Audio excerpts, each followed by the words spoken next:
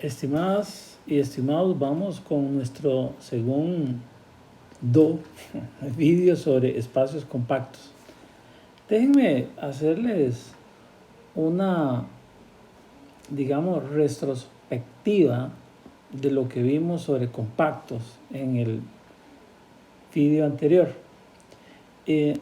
Lo primero que hicimos fue definir qué es una cubierta abierta. Ese es un concepto, muchachas y muchachos, que usted tiene que tener muy claro. Debe escribir 1, 2, 3, 4 veces ese concepto hasta entenderlo. Tienes que escribirlo, agarrar una hoja y comenzar a escribirlo una y otra vez. Y ojo, este es el concepto de cubierta del espacio grandote, cuando estás en un espacio grande, el universo, por decir algo. Luego de eso, vimos un primer ejemplo sobre una cubierta específica de R. Probamos que esos intervalos son abiertos porque los vimos como bolas y luego vimos que R se puede ver como esa unión. La prueba se basa en la propiedad arquimediana, la cual tienen que tener siempre presente en estos casos. Les dice como segundo ejemplo, en cualquier espacio métrico siempre puedes encontrar una cubierta muy especial y esa es, te paras en cada punto y tomas un radio fijo, cualquiera, y la unión de todas esas bolas o la colección de todas esas bolas cubre el espacio. Algo que se me había pasado en el video anterior fue esta definición. Esta es la definición, dice aquí 4. Esta definición lo que tiene que ver es no que el espacio grande sea compacto, sino que algo dentro del grande sea compacto. Y aquí está la definición, la cual quiero que también la escribas y veas la diferencia, qué significa ser un subconjunto compacto a ser el conjunto grande compacto. Fíjate que aquí hay una gran diferencia y yo quiero que te quede clara. La cubierta por abiertos, ¿verdad? Vamos a decir que es un subconjunto. Fíjate bien, aquí pongo subconjunto. En el conjunto compacto, cuando es el universo, se pone igualdad, pero aquí se pone el símbolo de contenido. Podría llegar a ser igual, pero siempre tenga pensado que es algo más grande.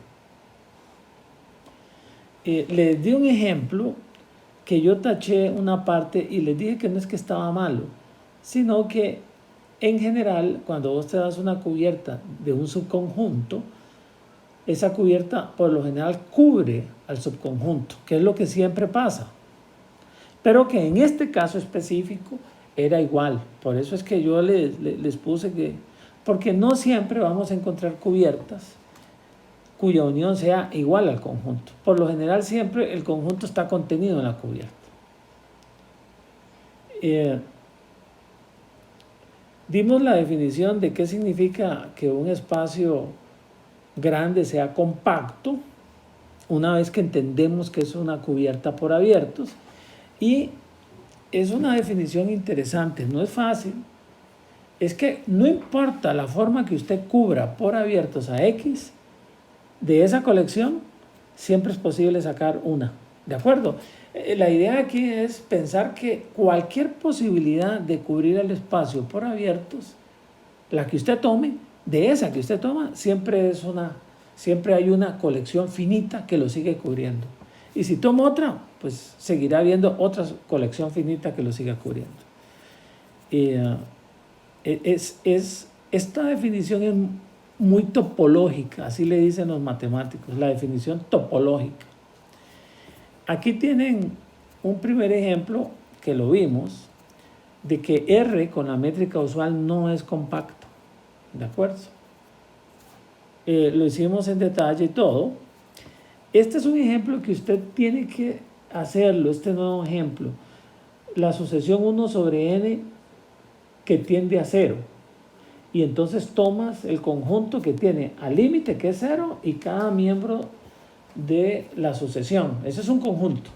Entonces, ese conjunto es compacto.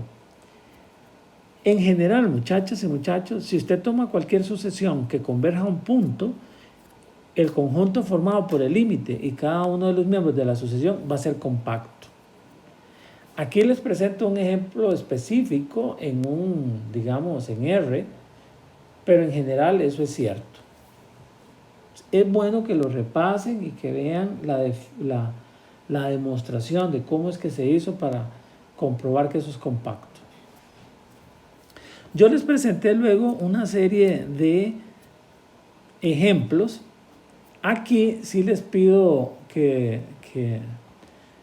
alguien me mencionó de que tenía que mejorar eso. Y aquí donde estoy poniendo la flecha roja, el n va en z. Porque si el n solo va en n, uno tiene que hacer dibujitos para esto. Si usted no hace un dibujito, no va a saber lo que está pasando. A como estaba antes, yo solo cubría los enteros positivos, pero no cubría los enteros negativos. Este cubrimiento es muy fácil de verlo, muchacha y muchacho. Lo que haces es te paras en cada punto entero, ya sea positivo y negativo, y te corres un medio a la derecha y un medio a la izquierda. Eso lo haces con cada entero. Entonces la colección de todos estos intervalos lo cubre, ¿de acuerdo? Y también se puede ver que ningún número finito lo sigue cubriendo, porque si tomas cualquier número finito, vas a dejar un gran hueco ahí. Aquí tienes ejemplos para que sigas trabajando en eso. No es nada del otro mundo, son cosas en realidad que es utilizar la definición que te he enseñado, pero nada del otro mundo. Aquí viene un ejemplo, más bien un teorema, que si yo tengo un espacio compacto, el grande, ¿cómo saber que algo pequeño es compacto? Si es cerrado, la prueba la vimos la clase pasada y es relativamente sencillo. Es una idea que vos empezás con una cubierta de y con esa cubierta de Y construyes una cubierta de X. El X es el grande, que es compacto. Entonces, como X es compacto, de esa cubierta puedes sacar una finita. Y luego de esa finita sacas un solo miembro y ya tienes la cubierta finita de Y. Esta es una demostración muy bonita y por favor repásenla. Yo espero que las estén repasando. Esto no lo vimos la clase pasada y aquí es donde vamos a empezar el día de hoy. Este es un ejemplo. Imagínate que tiene dos conjuntos compactos, los dos están metidos en un espacio X. X es el grande.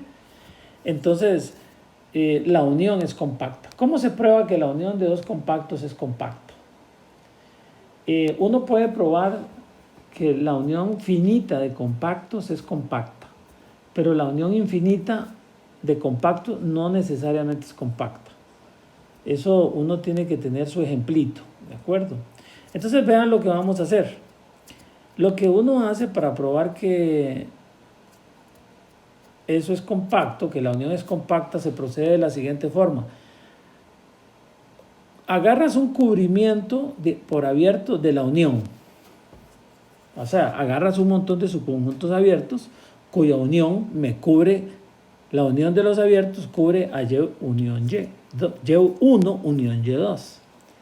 Entonces, lo que tú tienes que darte cuenta es que Y1 está metido en Y1 unión Y2 y Y1 unión Y2 está metido en la unión de los abiertos. Entonces tú puedes concluir que Y1 está en esta unión y que Y2 está en esta unión. Es muy sencillo, es teoría de conjuntos. Entonces, ¿cuál es la hipótesis de Y1 y de Y2? Que si usted lo cubre, son compactos. ¿Qué significa eso? Que si usted los cubre por cualquier unión de abiertos, siempre puedo extraer una unión, una colección finita para Y1 y una colección finita para Y2. De tal forma que Y1 está metido aquí y Y2 está metido aquí, usando la compacidad de Y1 y Y2 respectivamente. Entonces, cuando usted agarra la unión, estos cubren a Y1 y le meto estos que cubren a Y2, ¿qué estoy demostrando? Ven lo interesante, lo que acabamos de probar. Lo que estamos probando, estimadas y estimados, es que si vos empezás aquí, no cambie de color. Si vos empezás aquí, donde aquí es lo que quiero poner con azul, Y1 unión Y2 está cubierto por una unión infinita de abiertos. Y aquí estoy diciendo que Y1, Y2 está incluida en una unión finita de esos abiertos. Eso es lo que uno tiene que probar para que nos quede claro que algo es compacto. Entonces, este es un ejemplo bonito. Y por favor, manéjenlo. Empezamos con una cubierta de Y1 unión Y2, donde Y1 y Y2 son compactos, y al final, por la compacidad de Y1 y Y2, obtuvimos una colección finita de los elementos de esa cubierta que sigan cubriendo a Y1 unión Y2. Aquí es donde viene, estimadas y estimados, un primer resultado, que son de los resultados que usted tiene que manejar en esta parte. Imagínate que tienes una función continua entre dos espacios métricos, X y Y, pero el dominio es compacto. Entonces, lo que dice el teorema es que si vos tenés esa función continua entre X y Y, siendo X y Y métricos, no digo que son métricos explícitamente, pero aquí todo lo que estamos trabajando son espacios métricos, ¿de acuerdo? Entonces, lo que puede usted probar es que este conjunto, que es la imagen, es compacto. Vea qué resultado más interesante. Si el dominio es compacto y la función es continua, la imagen sigue siendo compacta. Esa es una cosa impresionante. ¿Cómo se prueba que la imagen es compacta? Ojo, la imagen, ¿dónde vive la imagen? ¿Dónde vive fx? Fx vive en Y. En Y vive, ¿verdad? Entonces, para probar que fx es compacto, me doy una cubierta de fx. ¿Qué significa que me doy una cubierta? Que agarras una colección de abiertos cuya unión cubre a eso. Entonces, eso lo tienes por ahí, ¿verdad? No lo estoy escribiendo, pero cuando yo te diga, tómate una colección abierta de fx, significa eso, ¿verdad? Significa que cada OA es abierto y que la unión de los OA cubre a fx. Pero, por el momento, me voy a dedicar solo en las imágenes inversas de cada abierto. Lo ves, ¿verdad? OA vive en Y. OA son abiertos de Y. Entonces, la continuidad me dice que la imagen inversa de cada OA es abierto. ¿En dónde? En X. Para cada A en J.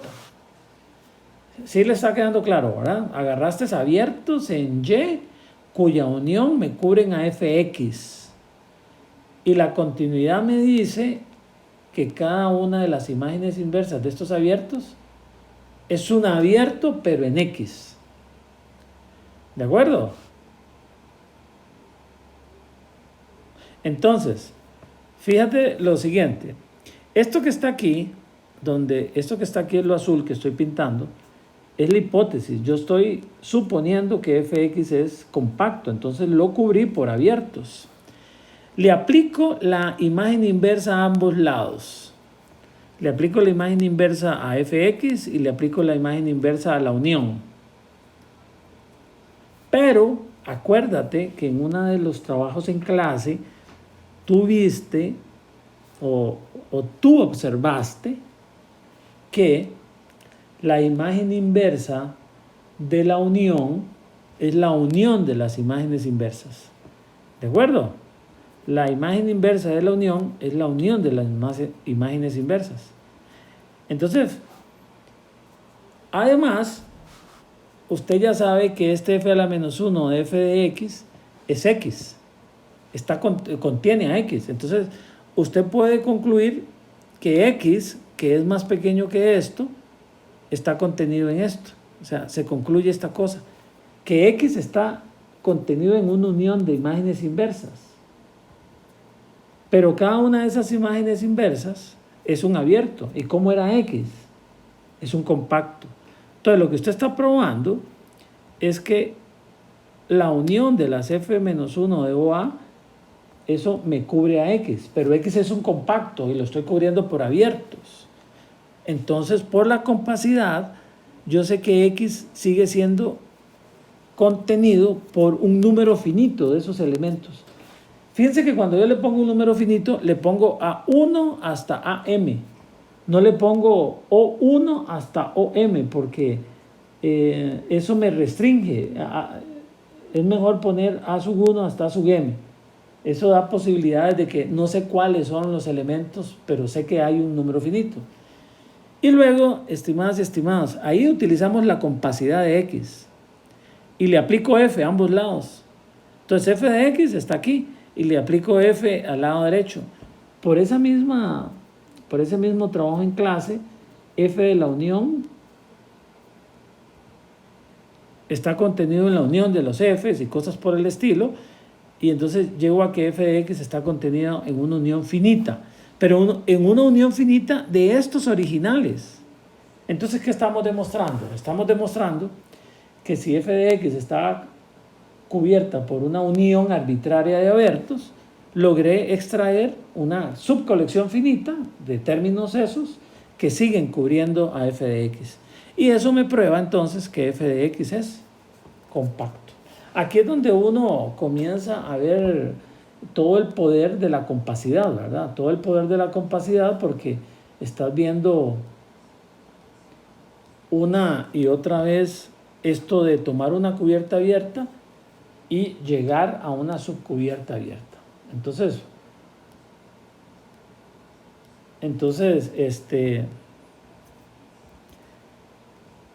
vamos a seguir utilizando este tipo de resultados. Pero yo les pido, muchachas y muchachos, que todos estos temas usted tiene que hacer un esfuerzo enorme otra vez. Y cuando digo enorme, no es porque estoy dudando de su capacidad, sino que enorme significa que usted revise línea por línea la prueba, que tenga claras las definiciones. Recuerden, muchachas y muchachos, usted no puede entender mate si no entiende las definiciones. Tienes que tener claras las definiciones y comenzar a ver cada una de estas cosas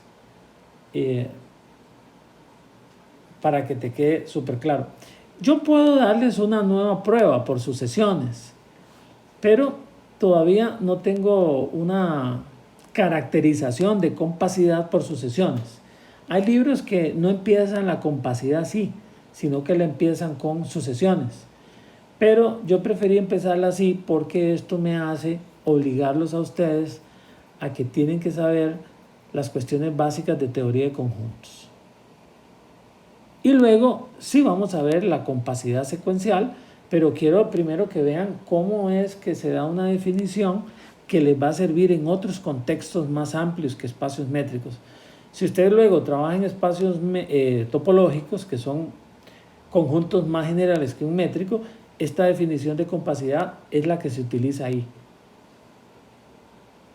Bueno, quiero decirles que hace un tiempo atrás nosotros vimos qué significaba que que un espacio métrico o un conjunto con una métrica era un conjunto acotado. ¿Se acordaban qué significaba eso? Cuando el diámetro era menor que infinito. ¿Qué significaba el diámetro? ¿Te acordás que comenzás a calcular la distancia entre dos puntos cualesquiera del conjunto? Todas las posibilidades de las distancias entre dos puntos del conjunto y luego tomabas el supremo. Si ese supremo existe, entonces decíamos que el conjunto era acotado. ¿De acuerdo? Entonces, cuando vos tenés un subconjunto compacto en un espacio métrico, yo puedo demostrar que A es acotado. ¿Y qué significa que A es acotado? Que el supremo de las distancias entre cualesquiera dos puntos del conjunto A, eso es finito. Vamos a dar la prueba. Esta no es una prueba sencilla, pero tampoco es difícil. Digamos que es una prueba mediana. Solo tienen que tener claro el concepto de qué significa que un subconjunto es compacto. Entonces, vamos a utilizar vamos a utilizar el procedimiento de reducción al absurdo. Es decir, voy a suponer que A no es acotado. Y aquí, muchachas y muchachos, yo quiero que usted se pregunte, ¿qué significa que A es acotado? Ya eso lo vimos. Y ahora le pregunto, ¿qué significa que A no es acotado? Acuérdese que ser acotado es que el supremo de las distancias de X a Y, donde X y Y viven en A, eso es finito, o sea, te da un número. ¿Qué significa que no es acotado? No es acotado significa, estimadas y estimados, que si yo te doy cualquier número R positivo, yo puedo encontrar X y Y en A, tal que esa distancia entre X y Y es mayor que R.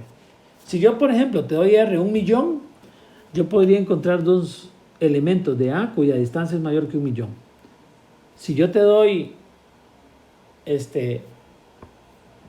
un R igual a 100 millones, yo podría encontrar dos elementos en A, X y Y, tal que la distancia de X a Y es mayor que ese número de millones. ¿De acuerdo? Entonces vamos a suponer que A no es acotado. Y ya van a ver para qué sirve eso. Bueno, lo primero que hago es me doy esta colección. Esa colección son, en cada punto de A, tomas una bola con centro A, minúscula, y radio 1. Si usted comienza a moverse en cada punto de A mayúscula, eso que está ahí es una cubierta abierta de A. Eso lo vimos en un ejemplo del vídeo pasado. Y como A es compacto, entonces A se puede cubrir con un número finito de ellos. Aquí puse A sub 1 hasta A sub n, ¿verdad? Son n números que yo tomo en cada uno de ellos una bola de radio 1 y entonces logro que A está metido en esa unión de bolas. Ahora, fíjese bien. Vean aquí cómo es el truco. Yo agarro acá el más grande de estas distancias. ¿Quiénes son estas distancias? Recuerda que tengo n a 1 hasta n. Tengo n centros de bolas. Entonces yo comienzo a agarrar las distancias entre todas ellas. Todas las posibles distancias entre todos los centros. Pero que sean centros distintos. Porque cuando los centros son iguales, la distancia es 0. ¿De acuerdo? Entonces imagínense que solo tuviera 3 centros. A1, A2 y A3. ¿Qué es lo que estoy haciendo? La distancia de A1 a A2, la distancia de A1 a A3 y la distancia de A2 a A3. Ese es un número finito de distancias. Entonces tiene un máximo. Entonces toma usted el más grande de las distancias entre los centros, lo más grande que haya. Y toma R igual a K más 2. ¿Cuál R? Bueno, ese número, K más 2. ¿Qué le dice lo que está aquí arriba? ¿Qué le dice lo que está aquí arriba? Que para cualquier R yo puedo encontrar dos elementos del conjunto cuya distancia es mayor que ese R. Entonces, yo me estoy dando un K más 2. Estoy encontrando dos elementos en A mayúscula cuya distancia es mayor que K más 2. Y vean aquí el trucazo. K más 2 es menor que esta distancia. Bueno, eso es lo que me acaban de decir. Pero por desigualdad triangular, la distancia de X a Y es menor que la distancia de AI más la distancia de AI a J más la distancia de AJ a Y. Este resultado que estamos aplicando aquí, ustedes lo han visto en los ejercicios que yo he tratado de ponerles, donde uno aplica 2 veces la desigualdad triangular. Yo espero que este resultado, donde se aplica 2 veces la desigualdad triangular, no se les olvide porque lo vamos a necesitar en el examen parcial segundo. ¿De acuerdo? Entonces, ¿qué significa que yo tenga esas 3 cantidades ahí? Fíjate bien, el X vive en A y el Y vive en A. Entonces, como el X vive en A mayúscula, el X vive en alguna de esas bolas. En alguna de esas bolas de A1, cuando digo de esas bolas, me estoy refiriendo a estas de acá.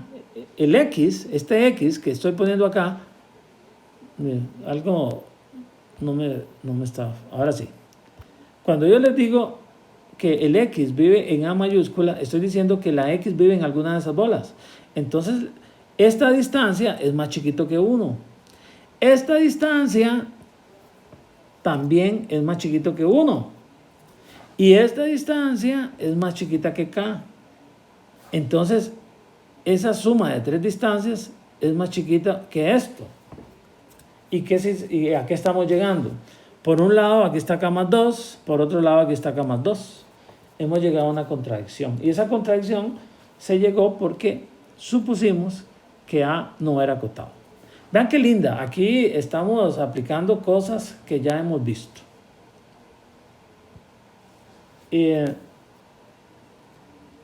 Entonces,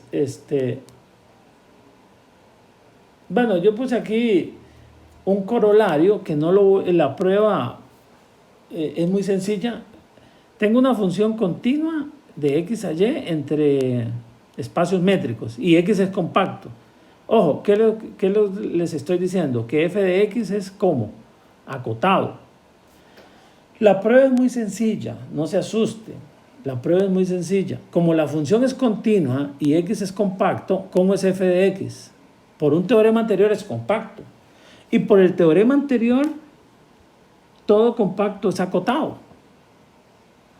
Y ahí está la prueba. Entonces, cuando usted tiene una función de x en y, continua, y el dominio es compacto, la imagen tiene que ser acotada. Acotada significa que el diámetro es finito. ¿De acuerdo? Bueno, con eso en mente, podemos probar un resultado súper importantísimo. Y es que si yo tengo una función continua de x a r, ojo muchachas y muchachos, función continua de cualquier espacio métrico a r, y x compacto.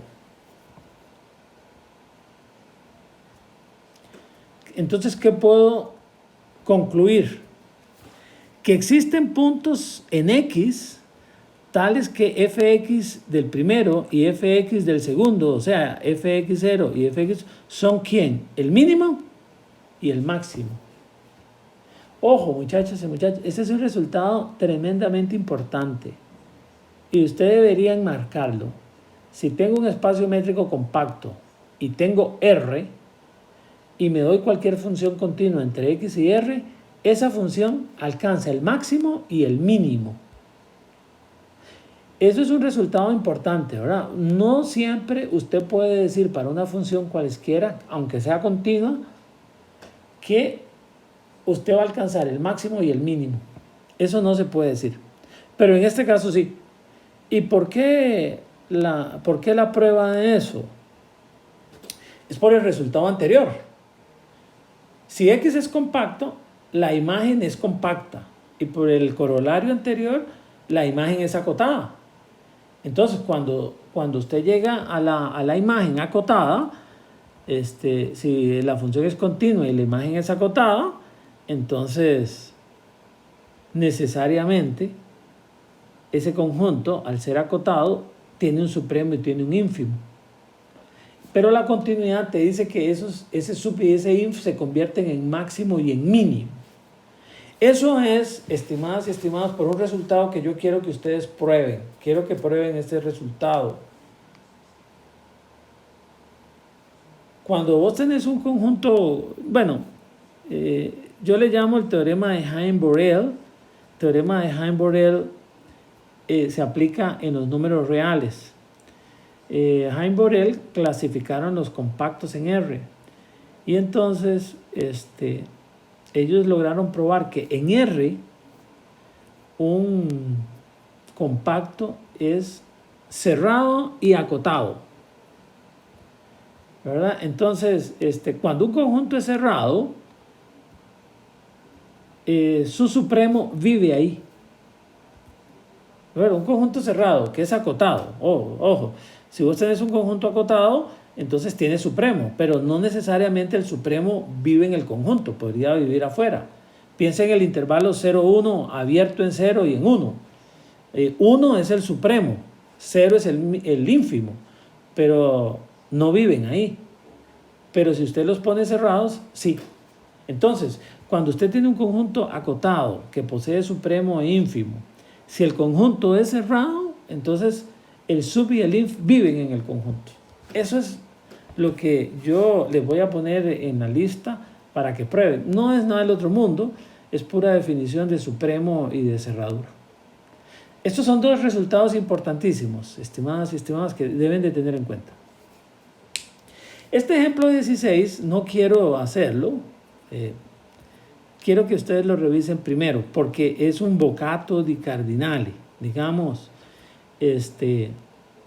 aquí se está sintetizando en este ejemplo 16 la mayoría de lo que hemos nosotros estudiado. Ya estudiamos que este tipo de funciones es continua.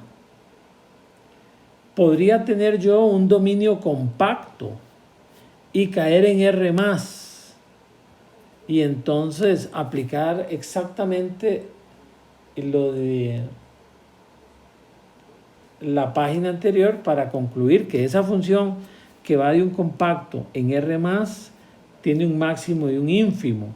Pero en este caso lo que me interesa es el ínfimo. Eso revísenlo ustedes porque es un ejercicio muy bonito y te dice exactamente casi todo lo que hemos venido aprendiendo. Este resultado que quiero ver ahora es un ejercicio bastante... se los voy a confesar, es un ejercicio genial, un teorema genial.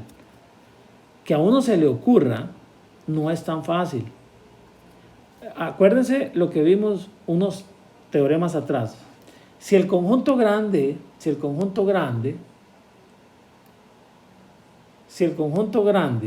es compacto y yo tengo un subconjunto cerrado, el chiquito, el cerrado, sigue siendo compacto. ¿De acuerdo?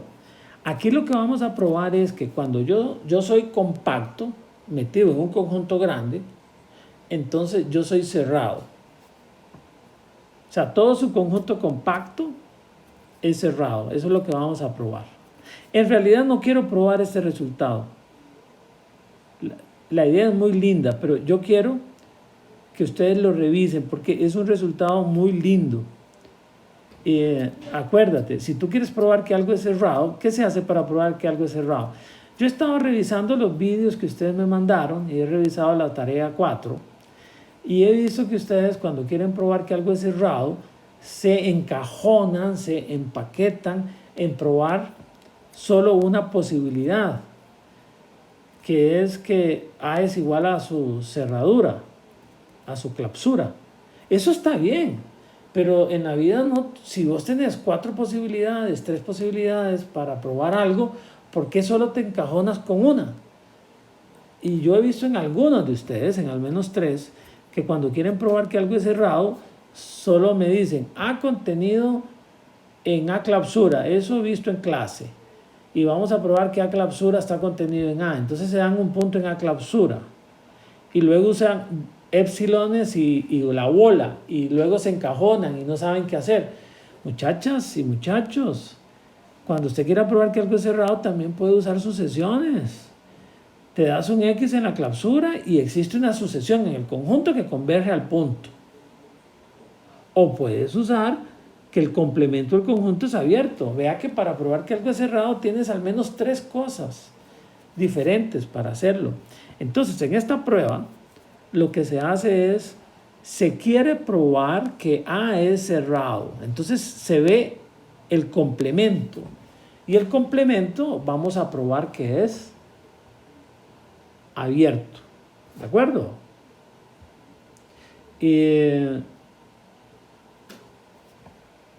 ¿Cómo se prueba que algo es abierto? Te das un punto en el complemento y tienes que ver, ojo, tienes que ver que hay una bola centrada en Y de cierto radio que está completamente contenido ahí. Pero vieran que aquí no es muy fácil hacerlo. Entonces, aquí, donde aquí significa esto que estoy encerrando, utiliza algo que nosotros vimos en alguna de las primeras tareas y listas que hicimos. Y es que un espacio métrico es Hausdorff. Yo se los había contado. ¿Qué significa que es Hausdorff? Que si vos tenés dos puntos distintos, siempre hay bolas alrededor de esos puntos distintos cuya intersección es vacía. Creo que fue en la tarea 1 que había un S y un T y que tenían que encontrarme S y T para que la bola concentre un punto y radio S y concentre otro punto y con radio T la intersección fuera. Ya ustedes saben cómo se prueba que si tengo dos puntos distintos puedo encontrar bolas alrededor de esos puntos distintos cuya intersección es vacía. Entonces, el paso genial es, pero vean lo que interesante en este segundo párrafo. Me doy un Y en el complemento de A, o sea, en X menos A. Y me fijo en cada punto de A. Y entonces, para ese Y está fijo.